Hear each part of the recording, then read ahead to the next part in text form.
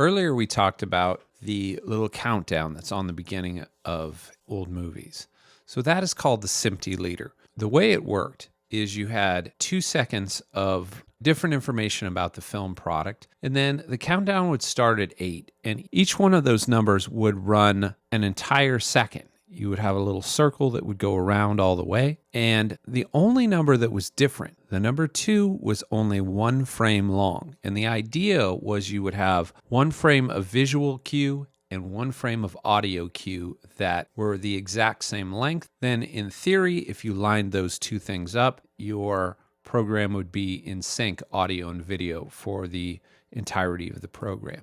That audio cue is something called a 2-pop. So what that is 1 frame of 1K tone 2 seconds before the first frame of action. So to do that, we need to highlight 1 frame up here. So I can either click on the start, end, and length times, or I could just hit the slash key on my keyboard, and that will allow me to cycle through these. What I want to do is I want to go up to the start time. So this is 2 seconds before the first frame of action. So if the first frame of action is 1 hour, then this would be 00, 59, 58, 00. And then I would hit the slash key 2 more times, and then I would make the length of my selection be 1 frame. If I were to look really, really closely and I were to zoom in, I can zoom in using the R and T keys.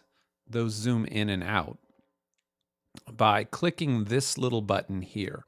The Avid people call this the Arizona button, but what this is the edit window. Keyboard focus is I want to zoom in. So I'm going to hit the T key, and I can see that I have a little bit of area highlighted here. But what I want to do is I want to put that area onto my 2-pop track that I created. I can move up and down using the colon and the P keys. So P for up, colon for down. Once I have an area highlighted, what I want to do is one of a couple of things. I can go to AudioSuite, go to Other, and go to Signal Generator. I could just hit Render, and then what it's going to do is it's going to fill in this area with 1K tone. Or I can hit the 3 keys in the corner, which are Option Control Shift 3, fills the area that's highlighted with 1K tone. And then if I move out and then I hit play, it's a very common sound for most people. The next thing that I want to do is create a marker here. So to create a marker, I'm going to hit the Enter key. I don't want to hit Return.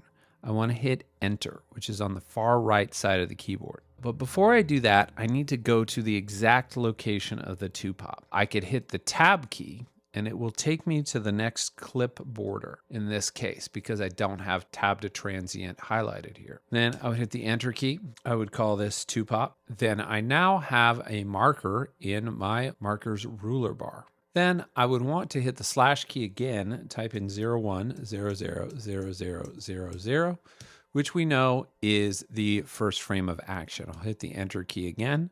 I will call this FFOA. I have created a 2-pop, and I have markers for my 2-pop and my first frame of action.